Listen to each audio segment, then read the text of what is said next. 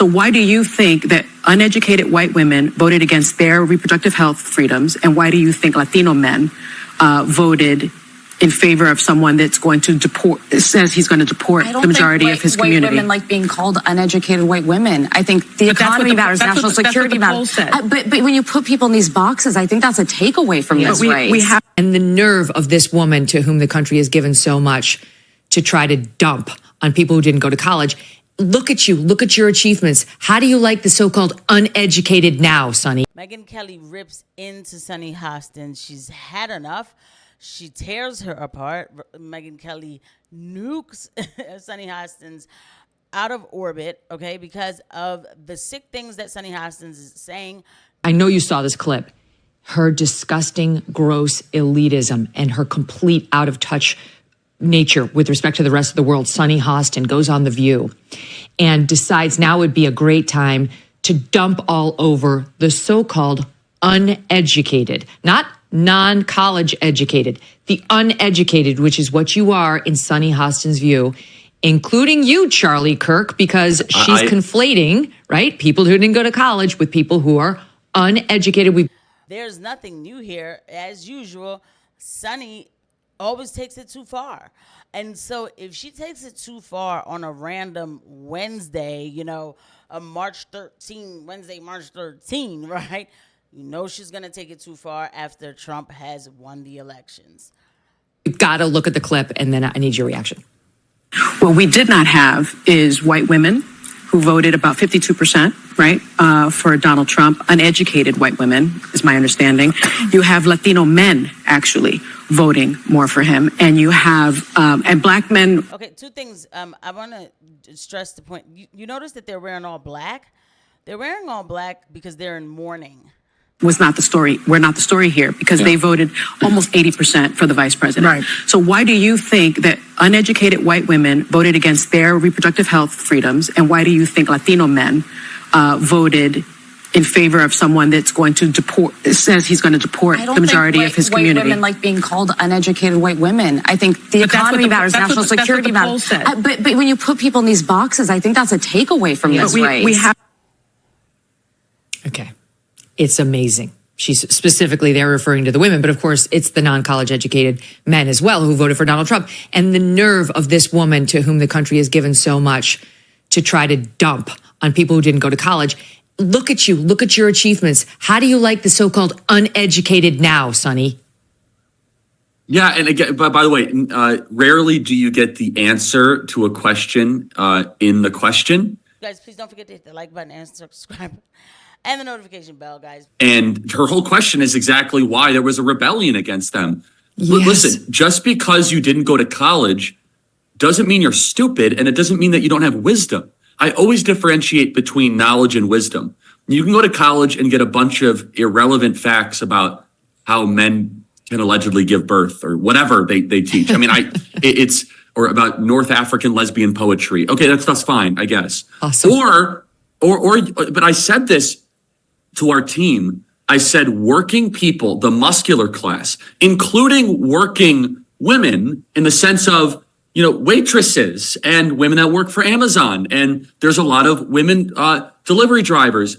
They are so in favor of Trump and they don't want to be called stupid or uneducated. And I've said this for so long and it finally manifested, which is that it is laced into how we do our public opinion polling. And she played into it perfectly because I've said this for a decade. And finally, I have a piece of evidence to show this more than anything else, that we look at how we elect our leaders in two buckets, stupid and smart.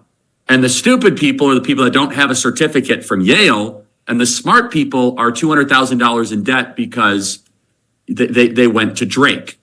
And so the breakdown, though, is that Donald Trump, which, by the way, is just smart politics, because there's more people that didn't go to college than did go to college. And I know that's really hard for the Democrats to realize because everyone in their circle went to college, but the majority of the country actually does not have a 4-year college diploma. The majority of the country are people that have 2-year technical degrees or community college, or they just went into the workforce right out of high school. And so Donald Trump.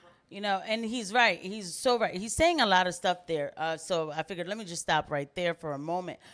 number one, Sunny Hostin saying, uneducated white women, this type of communistic hate. One thing we're going to see is a lot of this stuff is going to get dialed down. I just have this feeling that it will, because we're getting ready to go into a more conservative kind of phase in this country. Not to the extent of something dramatic, right? But, the country spoke. They're tired, not only of woke, they're tired of the insanity.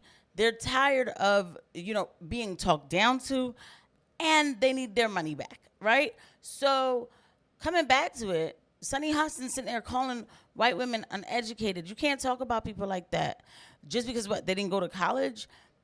I'm not one of those who says abolish all colleges, but at the same time, a lot of these colleges are teaching these kids so much theory. It's been like that for a long time, even before we were born, basically. Well, if you're my age or whatever. Back in the day when the NAACP was started, you had W.E.B. Du Bois, who was one of the elites who was in the NAACP, and he's Democrat communists, right? And he would always tell black people, you need to, beg for, and he wouldn't say beg, right? But I'm saying beg, but they got to love you, and you need to protest, and, all of this stuff. This is what the NAACP is about, where you had a Booker T. Washington who was actually an ex-slave, who became free, who would tell black folk, stay productive, make yourself valuable. The rest will come organically, which is so true. And Booker T would give him a hard time and say, from what I heard anyway, from what I've read, that, oh, he's just trying to be white or whatever, oh, you're begging the white man, and, all of this kind of jargon, right? It's really just communistic type of talk. I'm getting to the point. Stick with me.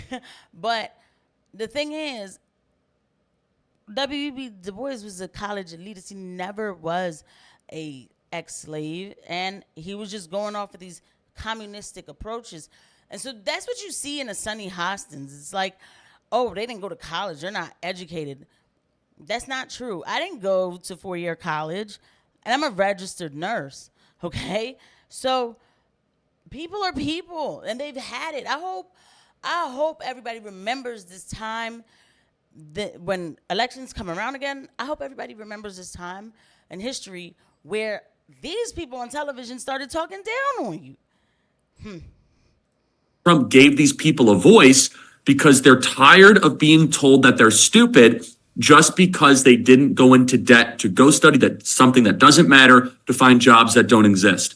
And these people, by the way, Megyn, both men and women, we call them, as I said, the muscular class. They are the ones that kept the economy alive to great personal risk for themselves and their family during COVID.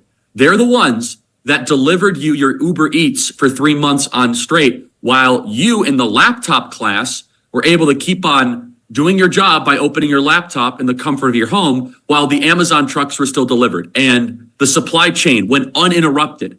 Those people have felt belittled. They have felt talked down to. And Donald Trump communicated with them better than any candidate since Ronald Reagan in 1988. And the final point I'll say is this, is Sunny, you guys thought that abortion was going to be this quasi zealot religious issue? I'm pro-life. If people in the audience aren't, that's fine. What I'm saying though, what gives me promise, and I think we can all agree on this, is that there are other issues that should animate and drive our politics other than this very divisive one. And I was really encouraged by that, Megyn. Very encouraged, because the media was forcing this as an up or down vote on a referendum on a highly complicated, very emotional, very personal issue. And it turned out the American people were like, yeah, actually, these other 6 things matter more. Yeah, exactly. And you know what? And I'm very, I find that refreshing too. I do. Because you know what? It's true what he's saying, because there would be way more outrage from women. There would be marches and everything. There's no marches. There's none of this stuff, right? People aren't easily manipulated. I think people are really starting to wake up to a lot of things, okay? The fact is, with Roe v. Wade being given back to the states, this is how country is supposed to work. and it actually gives the woman more rights. Okay, this whole thing about I woke up and I had less rights.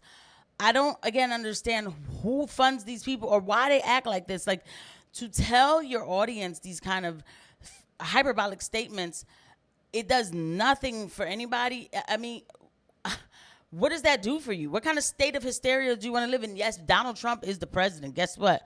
White women they don't think about, maybe what we're seeing is maybe since they want to do this whole white woman thing, maybe things are going back to the traditional ways. Maybe these women aren't thinking about, oh, if I get pregnant, I'm going to, end my baby, right? Oh, does that make you that mad? Is that, why don't you look at it like that? Like, well, maybe there's something going on grassroots where people are realizing that they don't want to rush and get pregnant anyway, right? Or they want to do it the right way. And that, maybe that's not that much of a priority to have that, whatever it is that they think that they would have. I don't know why abortion was even on the ticket. That's already been taken care of. That's how I would have always answered that question. So the divisive talk, nobody's here for them. They're going to have to cool their jets on The View quickly.